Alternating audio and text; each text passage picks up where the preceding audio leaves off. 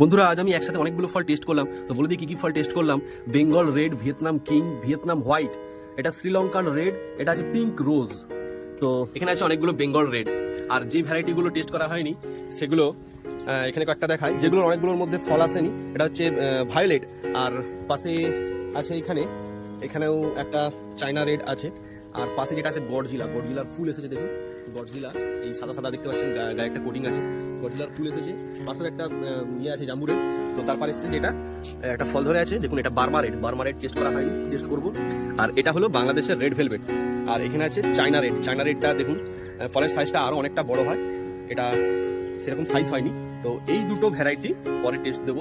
এই দেখতে পাচ্ছেন একটা ম্যাচিওর ব্রাঞ্চে ফল আছে। এরকম একটা ম্যাচিওর ব্রাঞ্চ দিয়ে গাছ লাগাবেন, মানে নতুন গাছ তৈরি করবেন এরকম একটা ম্যাচিওর ব্রাঞ্চ দিয়ে। কোনো কচি ডাল কেটে কিন্তু লাগাবেন না, পরবর্তীকালে ফলের সাইজটা ছোট হয়ে যাবে। দেখতে পাচ্ছেন।